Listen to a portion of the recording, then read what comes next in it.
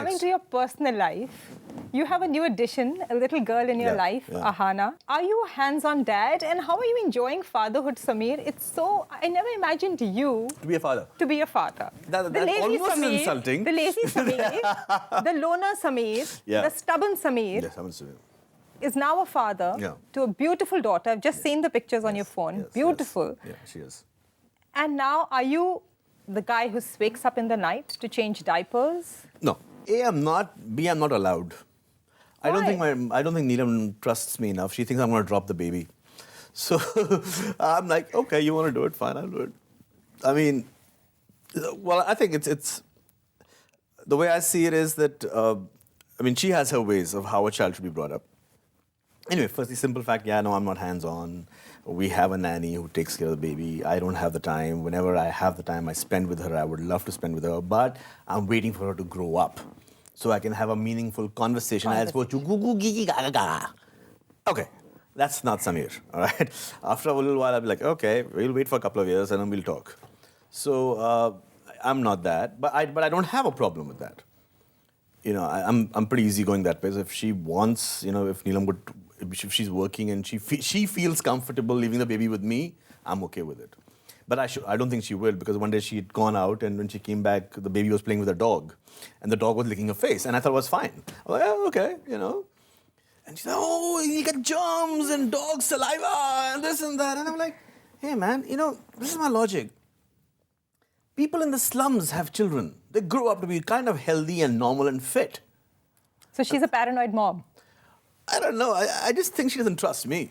I don't think she's paranoid. She thinks I'm too laid back. She kind of thinks it's, I don't know. But if she falls, she'll be, oh, she's fallen. And I'm like, well, that's good for her. I mean, you know, life is about falling down and getting up again. She will learn early. That's fine. But, you know, taking the decision of adopting a baby, a beautiful, lovely decision. My complete thumbs up to it. Yeah. So how did that decision come about? Well, first thing happened, we got married rather late. I think we both were over 40 when we got married. So having a biological child wasn't, you know, as obvious and as simple as that. That was one. All right. Number two was we both wanted to have a daughter. I mean, I grew up in a family with three brothers. Three brothers. Man, that was a mess. And we had put on our adoption papers, and there was a girl that was up for adoption, and everyone was happy. And to me, honestly, with me, like I said, I tend to be kind of loner. So, you know, if it's there, it's fantastic. If it's not there, that's God's will, and I'll accept it. But I know that it means a lot to Neelam and her parents and my parents. You know how typical parents are. You know, pota chahiye, poti chahiye, whatever chahiye and stuff. And I'm okay with it. I'm like, hey, it's fine. And the girl came up and I said, yeah, fine. It was as simple as that. Which was the right age. She was about six and a half months. So my always concern is not about us reacting to her, it's about her reacting to us in terms of how would she feel the fact that she might have been adopted. I don't want, that's the only thing, if at all, bothers me. You know, when someone says, even if I say she's adopted, I kind of cringe. Not because I'm ashamed of it, but I just don't want that poor girl to get up and someone in school saying, oh, you're adopted, you know. No, but I think the society has moved on. People but you know, at young age, and we being, you know, in public eye. I think a lot more effort will have to go from you and Neelam. Yeah. To, you know, deal with that situation with her. I'm already practicing my dialogues with her. What I'm going to tell her and how I'm going to tell her, I'm already practicing. So I have an idea. You know, first I'm going to tell her that, you know, babies come from mommy's stomach, but sometimes babies come from other mommy's stomach, but they're still your babies. So guess what? You came from somebody else's stomach, but you're babies. So, yeah, that kind of stuff. So, yeah. So Neelam and you. Yeah, you know me. Broke up 10 times is what we read before you decided. That's the last time I counted. Okay. Yeah. Okay, so there were many more times that you broke up before you guys decided to tie the knot. And I read Ekta played Cupid. Yes, she did. Story goes, I don't know what, 8 years back, or the 7 years, I don't remember. I was doing a play with Mandira Bedi. It was an English play called Anything But Love, which was fairly successful. And I get a call one day that Ekta had come to see our show. All right. And I've met Ekta socially, and she's very sweet. I mean, I'm very fond of Ekta. I mean, I fight a lot with her professionally. Personally, I love her to death. I think she's the most adorable thing. You know, she's got a hot head, but yeah, she's nice. She's fun. So a friend of mine who was a common friend of Ekta's said Ekta had come with a friend Neelam, and Neelam thought you were cute. So I was like, okay. That's cool. I don't know. I mean, I'd seen her movies and I knew Neelam, the actress, but I didn't know her personally. So I just kind of forgot about it. I'm like, all right, that's good. Life goes on. And Ekta had actually told a friend that, we should get these two guys together because Ekta was fond of me as well. He said, I think these two guys will make a good pair. Nothing happened. Then I went to this astrologer. I think you would know this astrologer, Ofer. Oh, you went to Ofer? I went to Ofer. Okay. So Ofer is an astrologer, he's a tarot card reader. So he read my cards and stuff. And he said, someone with the name of N is going to come in your life. So I'm like scanning, like N. Which girls do I know N? I always wanted to get married. I mean, I've been dreaming of getting married when I was 14 years old.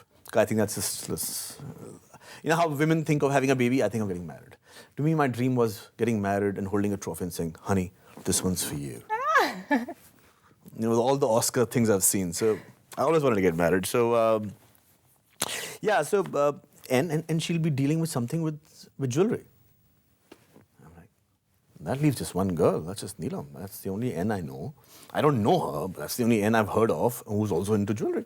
And who thinks you're cute. So now, suddenly now, whenever I'm reading the newspaper, I'm like keeping an eye on her pictures. I'm like, If you go to a party and she's with her friends, I'm like, This must have happened for a year. I didn't call her up, nothing. Finally, and I've been telling my friends about it, Neelam thinks I'm cute. Huh? Finally, we go to a party at Ekta's house. And I said, okay, and then she's there and she's looking stunning as ever. So I go to Ekta and I said, Ekta, look, I got to tell you this, but I think your friend is awfully cute. She got hold of my hand and took me to Neelam. And said, Samir, meet Neelam. Neelam, meet Samir. And I looked at her and I said, look, I don't normally say this, but I think you're awfully cute. And then I didn't know what to say. I said, I'll call you. And I ran out. And I didn't call her. I didn't have her number. So she's thinking, what kind of mad guy is this? 8 months go by, nothing. I meet her at Tushar's birthday. Or was it Diwali party? And Tushar's house, like in Ekta. And I walk in and she's there with her friends. And I'm looking at my friends. Man, she's cute. She's damn cute. She's damn cute. My friends saying, go talk to her. I said, no. Finally, I'm coming from some place and she's standing there, kind of eye meet eye kind of thing. Hi, how are you? Oh, well. Hey, you look lovely. How's life treating you? And her friends are kind of looking at me like this. Her friends are like checking me out. Who the hell is this guy? I said, you know what? I'll call you. And I ran off. And then I'm like, I'm dying. This is ridiculous. At least pick up the phone and call her if you want to call her, man. Yeah, at least pick up the phone and have the guts. Phone to kar lo. And then I told this thing is fear. I said, all right, I'm going to call her now. I didn't realize the time was 3 a.m. I got hold of her phone number and I called her up. And obviously she didn't answer. So I'm like, okay, I tried. Simple. Fine, I called her up. She didn't answer. That's okay. It's not meant to be. Someone else is going to come in my life. But by next day, this male ego had kicked in. So why didn't she call back? What the hell? Who does she think she is? So I SMS her, you don't believe in returning calls? And then she called and then we started talking and blah, blah, blah. So you've said that you always wanted to get married since the age Yeah, of I love the 14. concept. Samir, a failed marriage. Yeah. A sad end to an ex-girlfriend. Oh my God, yeah. You were the first one to reach when the news of Nafisa Joseph came. Right. Your relationship with Nafisa Joseph. I mean, my marriage for me was a big. We were just married for 6 months and we hardly knew each other for 2-3 months. I think we both were too young.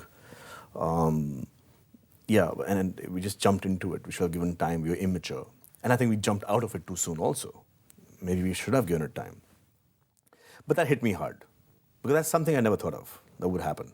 The day my divorce came in and I had to go to the court to pick the papers was the same day my first film released and the premiere was. And I remember in the premiere I went in the evening and I met Nasirji and I love him. And I just looked at him and said, sir, I just got divorced in the morning. And he just looked at me and he's saying, it's okay. And I'm like, all right. So that shattered me quite a bit. It took me about 3 years to get out of that, mentally, emotionally. because I couldn't understand that why it hurt me so much. And my final conclusion was it hurt me so much is because there was a chink in my armor. I had a weakness. And the weakness was that I needed someone to fill me emotionally. Right. And I said, now on, there will be no armor. There will be no chinks. I will never, ever let anyone come that close to me to hurt me that much. So it took years. And then Nafisa happened. And I think she came to my life after a while. And that was again time I dropped my guard. Right. And again, we had a very intense relationship, and our parents were lovely people, and she was a sweet girl, and everything. And for whatever reason, it didn't work. And when I found out, because we had broken up about a year back, and then she was seeing someone else that she was going to be engaged to, I think Gautam or somebody. So I remember coming back from the shoot, and my friend said, Samir, guess what? He said, what? Nafisa just died. I shut up. He said, it's in the news. What do you mean in the news? He said, no, she died. She killed herself. And I'm like, that's not possible. But that's not the girl I knew. And you can't imagine. Yeah. You can't imagine somebody going just like that. Just like that. And I was there and I said, man, and I found on the news. That minute I dropped my bag. I said, I don't care what society thinks. Right. I don't care what people think. I'm going to judge me. All right? Because there's a suicide case and this and that and who's responsible and stuff. I said, I don't give a damn. I'm just going to go because I want to go. That's it. I will not be able to live with myself. I'll be a bloody coward. And I'll never forgive myself if I don't go. So I just dumped my shooting bag in the same clothes, took the car, went to the hospital, spent time with her parents, helped her out, just sat with them. I thought that was the right thing to do. Society puts these kind of weird do's and don'ts. No, but I think you did something very nice. And that's what makes you such a lovely person. No, I don't know. Look, I don't see things as nice or not nice.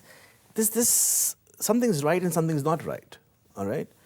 And I always pray, when I pray to God, I always pray that give me the ability to decide one from the other. And very often we know what's right. We don't do it. Yeah, we don't do it. It's just because it's tough. No, it's happier times now. Yeah, that's what God's been very kind. I think God's been very kind to me. Okay, so now what we're going to do is the fun part. I was having fun already. Lighting round in which we're going to ask you some rapid fire questions. So, romantic getaway or a wild weekend? Romantic getaway. Women on top or men on top? What? Are we on TV?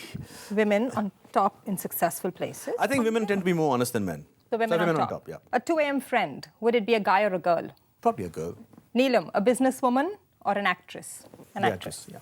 Ekta Kapoor, a friend or a producer? A friend. Absolutely. So one question that the Twitter fans want to know. When do they see Samir Soni on Twitter? Never. Never. And why? Although say never say never, but never. A lot of my fans complain that whenever they see me outside, social gathering and this thing, I look tired. And they think, but I've been working so hard. The confession is that I've been suffering from social anxiety for a long time. And then, so I have social phobia. I would break into cold sweat. I remember when Neelam and I went for a date. We went to a restaurant and I started sweating. And I said, let's get out. I can't. It's a diagnosed social phobia. It's called social anxiety disorder. So that's why... But you're over it now, or getting over it? I'm not fighting it as much. It's simple now, I don't make an effort. I just don't go out. Thank you so much for coming on the show.